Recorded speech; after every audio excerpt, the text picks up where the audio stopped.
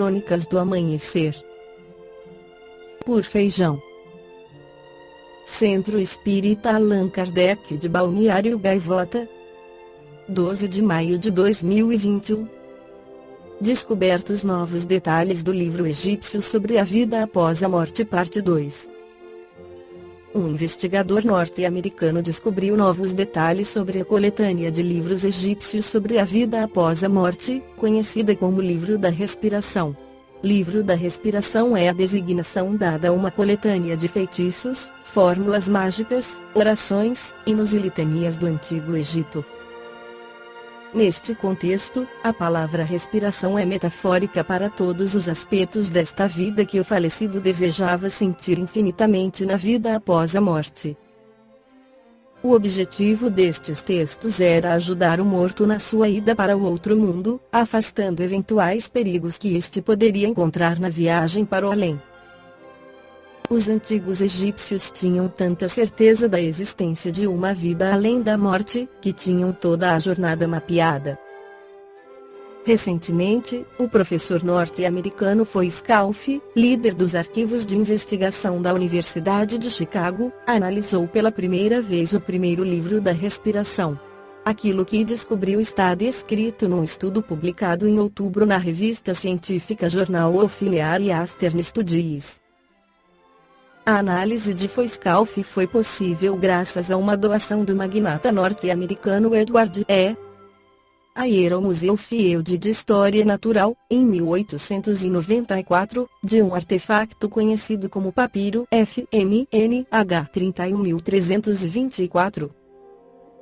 Os resultados da investigação revelam detalhes nunca antes conhecidos sobre as preparações dos egípcios para a vida no além, escreve o Ancient Origins. De acordo com as tradições egípcias, o primeiro livro da respiração era posicionado sob a cabeça do falecido, enquanto o segundo livro da respiração era colocado sob os pés. Scalfi descobriu que o primeiro livro da respiração foi criado através de um processo exegético cuidadoso, começando com uma seleção de feitiços do antigo livro dos mortos. Os feitiços escolhidos deste último livro tinham como objetivo preparar o falecido para conhecer o panteão dos deuses. O investigador sabe agora que o texto foi escrito e ilustrado por um único escriba.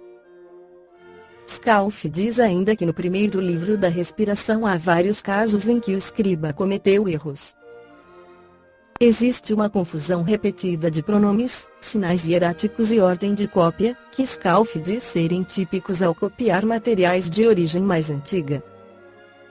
Em seu livro Educação para a Morte, Herculano Pires afirma: quem primeiro cuidou da psicologia da morte e da educação para a morte, em nosso tempo, foi Allan Kardec. Ele realizou uma pesquisa psicológica exemplar sobre o fenômeno da morte. Por anos seguidos falou a respeito com os espíritos de mortos.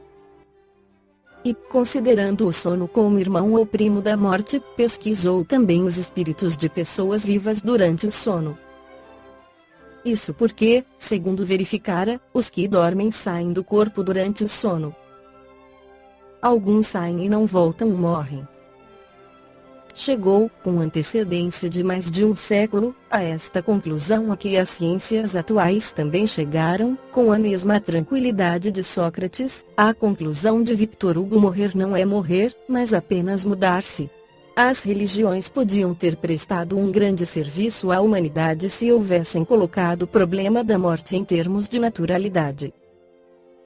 Nas civilizações agrárias e pastoris, graças ao seu contato permanente com os processos naturais, a morte era encarada sem complicações. Os rituais suntuosos, os cerimoniais e sacramentos surgiram com o desenvolvimento da civilização, no deslanche da imaginação criadora. A mudança revestiu-se de exigências antinaturais, complicando-se com a burocracia dos passaportes, recomendações, trânsito sombrio na barca de Caronte, processos de julgamento seguido de condenações tenebrosas e assim por diante. Logo mais, para satisfazer o desejo de sobrevivência, surgiu a monstruosa arquitetura da morte, com mausoléus, pirâmides, mumificações, que permitiam a ilusão do corpo conservado e da permanência fictícia do morto acima da terra e dos vermes. Morrer já não era morrer, mas metamorfosear-se, virar múmia nos sarcófagos ou assombração maléfica nos mistérios da noite. As múmias, pelo menos, tiveram utilidade posterior, como vemos na história da medicina, servindo para os efeitos curadores do pó de múmia. E quando as múmias se acabaram, não se achando nenhuma para remédio, surgiram os fabricantes de múmias falsas, que supriam a falta do pó milagroso. Os mortos socorriam os vivos na forma lobatiana do pó de pirim-pim-pim. Muito antes de Augusto Conte, os médicos haviam descoberto que os vivos dependiam sempre cada vez mais da assistência e do governo dos mortos. De toda essa embrulhada resultou o pavor da morte entre os mortais. Ainda hoje os antropólogos podem constatar, entre os povos primitivos, a aceitação natural da morte. Entre as tribos selvagens da África, da Austrália, da América e das regiões árticas, os velhos são mortos a pauladas ou fogem para o descampado a fim de serem devorados pelas feras. O lobo ou o urso que devora o velho e a velha expostos voluntariamente ao sacrifício será depois abatido pelos jovens caçadores que se alimentam da carne do animal reforçada pelos elementos vitais dos velhos sacrificados. É um processo generoso de troca no qual os clãs e as tribos se revigoram. O pavor maior da morte provém da ideia de solidão e escuridão. Mas os teólogos acharam que isso era pouco e oficializaram as lendas remotas do inferno, do purgatório e do limbo, a que não escapam nem mesmo as crianças mortas sem batismo. De tal maneira se aumentaram os motivos do pavor da morte, que ela chegou a significar desonra e vergonha. Para os judeus, a morte se tornou a própria impureza. Os túmulos e os cemitérios foram considerados impuros. Ainda em nossos dias o respeito aos mortos está envolvido numa forma velada de repulsa e depreciação.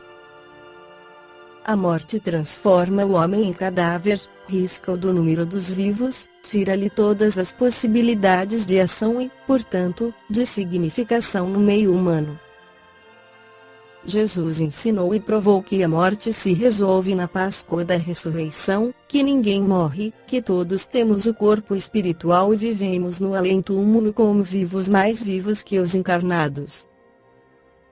Finalmente vem a doutrina espírita nos esclarecer como diz o espírito Lázaro no Evangelho segundo o Espiritismo. O Espiritismo, por sua vez, vem pronunciar a segunda palavra do alfabeto divino.